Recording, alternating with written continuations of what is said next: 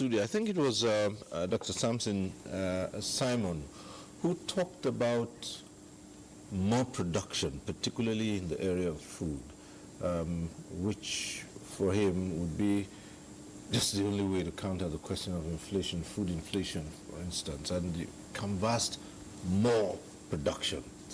Yes, there is an improvement in the environment as to, encourage more agricultural production.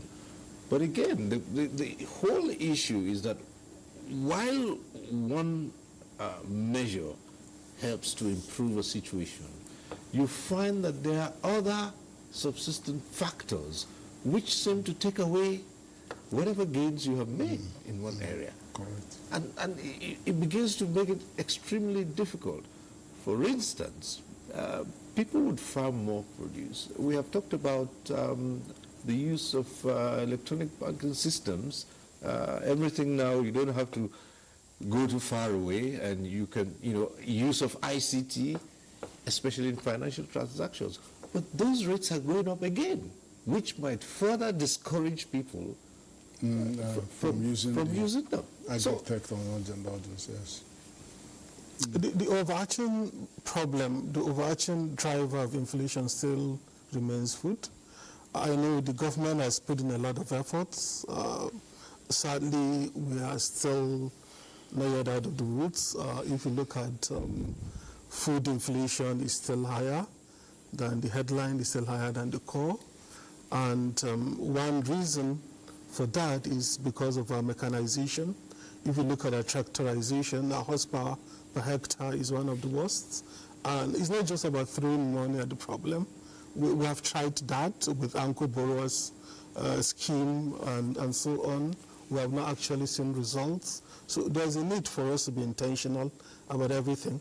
According to the World Economic Forum, Nigeria is the worst when it comes to the percentage of the income that is being used for food, at almost 60% of the income being used for feeding. There's no place on earth where it's that high. So that means we need to give agriculture the importance it deserves. If you look at the last budget, we're talking about 800 billion for agriculture in a budget of 55 trillion. If you look at the Maputo declaration, it says at least 10%. And if we are the worst on earth when it comes to affordability of food, that means we have to give it all the importance. And like I said, I'm beginning to sound like a broken record. Some people mistake this to mean throwing money at the problem. We will never have results. We have to be intentional about every single time that is being spent on agriculture. It's about improved breeds. It's about better farming, land tenure system.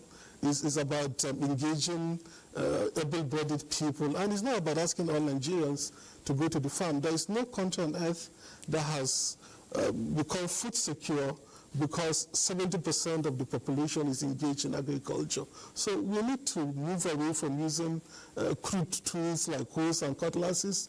For a country of over 200 million people, we can never get to feed ourselves. So there's a lot of work that needs to be done. And I think the government needs to wake up to its responsibility. And I'm not saying the government alone. There's a need for enabling environment for private investors too, for everybody to, all hands to be on deck to get the desired results, because the extent of the food insecurity in Nigeria is very scary. And some of us are alarmed that we may not be giving it the importance it deserves. We know that's not the only problem, like you rightly mentioned. Transportation is also an issue. We're talking about power. We're talking about many other things. All of them are important. But, food is the most basic thing. And when we cannot afford it, it is a big indictment for us as a nation. That means we have not even gotten the basics. There's a lot of work that needs to be done there.